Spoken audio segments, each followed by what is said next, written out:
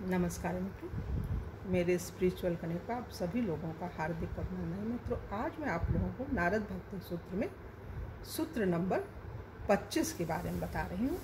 इसको ध्यान से सुनिए मित्रों, और आप लोगों से एक अनुरोध है कि मेरे इस स्पिरिचुअल कनेक्ट को यदि सब्सक्राइब न किए हो तो आप लोग सब्सक्राइब कर लीजिए और ज़्यादा से ज़्यादा लोगों को शेयर कीजिए और लाइक की बटन में क्लिक किया कीजिए मित्रों। तो चलिए हम लोग शुरू करते हैं सूत्र नंबर 25 के बारे में। पराभक्ति की उदाहरण स्वरूप व्रज गोपियों की व्याख्या करने के पश्चात नारद अब सामान्य भक्तियों की ओर अपना ध्यान मोड़ रहे हैं।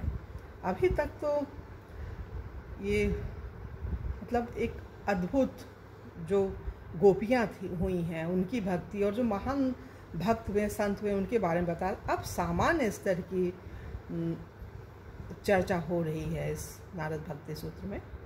तो उसके बारे में यहाँ नारद आह्वान करते हैं कि सब भक्तगण श्रेणीगत रूप से अन्य वैदिक साधकों से उत्तम है। यहाँ नारद आह्वान करते हैं कि सब भक्तगण श्रेणीगत रूप से अन्य वैदिक साधकों से उत्तम है। कर्मी, ज्ञानी, योगी तथा भक्त की श्रेणियों मनुष्यों का विभागीकरण स्वयं ही वैदिक ज्ञान का अनुपम उपहार है। आइए देखें कि सब संभव साधनाओं में भक्ति क्यों श्रेष्ठतम है। भक्ति सभी साधनों में क्यों श्रेष्ठतम है। कर्म व्यापक रूप से किसी भी क्रिया की ओर संकेत करता है। कर्म व्यापक रूप से किसी भी क्रिया की ओर संकेत करता है, किंतु बहुधा उसका तात्पर्य वैदिक निर्देशों के क्षेत्र के अंतर्गत फल भोग के उद्देश्य से ही की गई है। क्रियाओं से फिर से सुनिए मित्रों। कर्म व्यापक रूप में किसी भी क्रिया की ओर संकेत करता है। कर्म व्यापक रूप में किसी भी क्रिया की ओर संकेत है, किंतु बहुधा उसका तात्पर्य वैदिक निर्देशों के क्षेत्र के अंतर्गत फल भोग के उद्देश्य से की गई क्रियाओं से होता है। अतः कर्म यद्यपि धार्मिक धरातल पर होता है, तथापि वो भौतिक ही है। कर्मी इस जीवन में धन, इंद्रिय भोग तथा यश जैसे पुरस्कारों में रुचि रखता है एवं वह अगले जीवन में उच्च लोकों पर पदोन्नति भी चाहता है।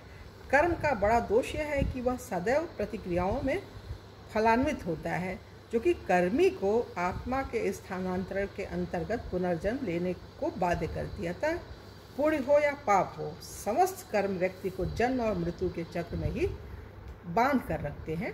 ज्ञान का अर्थ ज्ञान का अनुशीलन है। ज्ञान का अर्थ ज्ञान का अनुशीलन है। ज्ञानी कर्म की अपूर्णता देखता है तथा उच्चतर सत्य की खोज प्रारंभ करता है। ज्ञानी गण साधारणतया दार्शनिक तथा ध्यानी होते हैं। वे केवल भौतिक फलों में रुचिवान नहीं होते।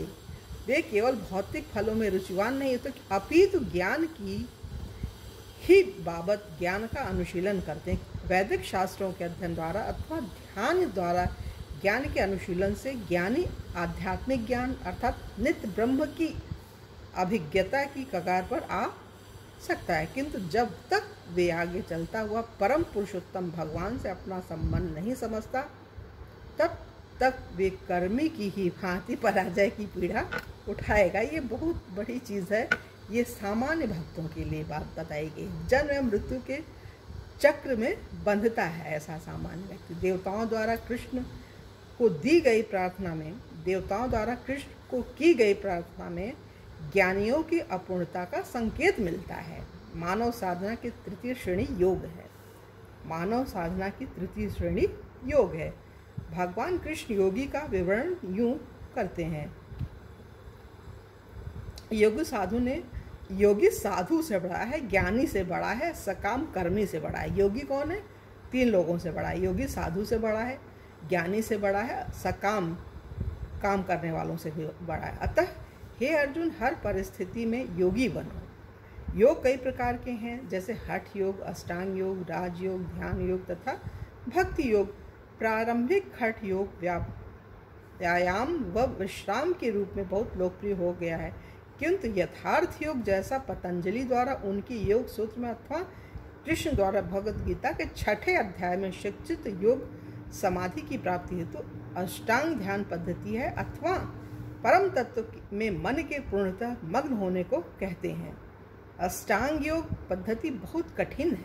अष्टांग योग पद्धति बहुत कठिन है तथा अर्जुन ने भी यही निर्णय लिया था कि वह उसके लिए अत्यधिक कठिन होगी एवं जो थोड़े से व्यक्ति इसका अभ्यास कर पाते हैं वे बहुधा इस योग के द्वारा प्राप्त सिद्धियों द्वारा मोहित हो जाते हैं। ये सिद्धियाँ जल पर चलना, ये सिद्धियाँ क्या है? जल पर चलना, बहुत छोटा हो जाना, अन्य लोगों के मन का नियंत्रण करना आदि। अतः यह योग पद्धति अत्यधिक कठिन होने तथा कोई संभव विकर्षणों से पूर्ण होने के कारण इस युग में संस्तुत नहीं है। मतलब इसमें लोग मानते नहीं, उसको अच्छा नहीं समझते। कर्म ज्ञान तथा योग की क्रियाएं भक्ति के साधकों द्वारा निंद्य नहीं होती।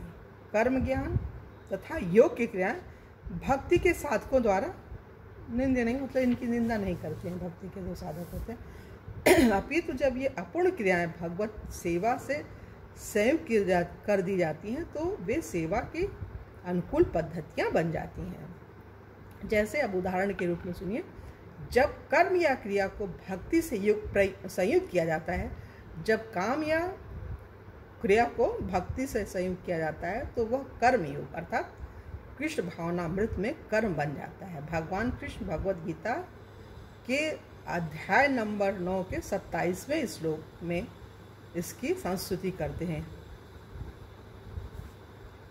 तुम जो भी करो, जो भी खाओ, जो भी दान दो एवं जो भी तप करो वह सब हे कुंती पुत्र मुझे अर्पण करते हुए करो। इसको पुनः सुनिए मित्रों। तुम जो भी करो, जो भी खाओ, जो भी दान दो एवं जो भी तप करो वह सब हे कुंती पुत्र मुझे अर्पण करते हुए करो।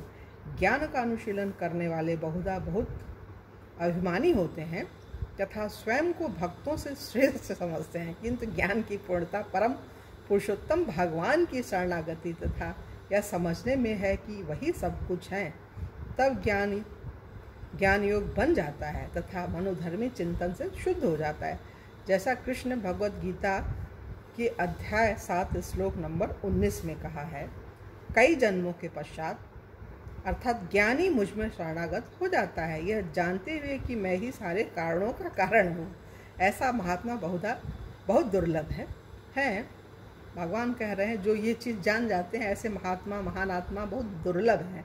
इसी प्रकार कृष्ण गीता के 6ठे अध्याय के अंत में अर्जुन को बताते हैं कि कृष्ण भावनामृत में संलग्नता परम योग है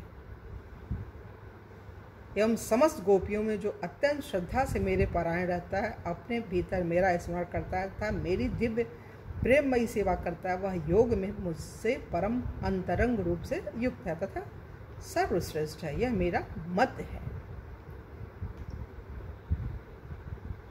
तो कर्म ज्ञान तथा योग कृष्ण भावनामृत के अनुकूल बन सकते हैं, किंतु भगवत गीता में भगवान कृष्ण की शिक्षाओं का उपसंहार प्रत्यक्ष पराभक्ति है। सदा मेरा चिंतन करो, भगवान कह रहे हैं सदा मेरा चिंतन करो, मेरे भक्त बनो, मेरी पूजा करो एवं मेरा सम्मान करो। इस प्रकार तुम निश्चित रूप से मेरे पास आ सकोगे। मैं तुमसे इसकी प्रतिज्ञा करता हूँ, क्योंकि तुम मेरे बहुत प्रिय सखा हो। सब प्रकार के धर्मों को त्यागो तथा केवल मेरी शरण मात्र लो, मैं तुम्हें सारे पापों से तार दूंगा, डरो मत। अतः भगवत गीता के 18वें अध्याय के 65 और 66वें श्लोक में भगवान ने ये चीज़ बोली। अतः भगवत गीता में भगवान कृष्ण ने नारद के दावे को सुनिश्चित किया है कि भक्ति सर्वश्रेष्ठ है। भगवान बोलते हैं कि भक्ति सर्वश्रेष्ठ है, तो भक्ति तो सर्वश्रेष्ठ हो ही है, तो और भगवान में कोई अंतर रह ही नहीं जाता है, वो दोनों एक हो जाते हैं। जैसे भक्त है एक बूंद है और भगवान संपूर्ण सागर सब कुछ है, तो वो तभी निर्भय होता है ना भक्त जब भगवान की भगवत्ता का पता भगवान की कृपा से उसको हो जाती है, निर्भय हो जाता है। जब हम जैसे सामान्य जीव हो जाते हैं तो भगवान का जो परम भक्त है, जो 24 घंटे लगा हुआ है भगवान में बगैर खाए पिए, जैसे हमारे इस समय धरती पे वृंदावन की तुलसी तपोवन वाले आचार्य कौशिक जी कितना अद्भुत काम कर रहे हैं, बगैर खाए पिए। सोचिए क्या लेते हैं, दूध लेते हैं, अन्न का ही त्याग कर दिया उन्होंने। 18-20 घंटे तक काम करते हैं हम देशवासियों के लिए, संपूर्ण मानवता के लिए। तो ऐसे तो भक्त भगवान को ही प्राप्त करते हैं, मिले भी होंगे, उनको अनुभव तो होगा ही, देखे भी होंगे, हमें तो ऐसा लगता है उन्होंने देखा भी होगा भगवान को। तो है नहीं, बोला भी था शायद उन्होंने किसी कथा में, हमने सुना था कि कोई बालक के रूप में भगवान आए थे, मतलब उनको एक अनुभूति हुई, दिखे थे, तो दिखे होंगे वो। तो ऐसा नहीं है कैसे बोल रहे हैं हम, जब हमको लगता है ऐसा, तो अद्भुत संत है। तो उसमें यहाँ के लिए 25वां सूत्र पूरा होगा और कल की वीडियो आप लोग से 26वें सूत्र पर चर्चा करेंगे। तब तक के लिए जय हिंद, जय भारत, ओम शांति, ओम शांति, ओम शांति।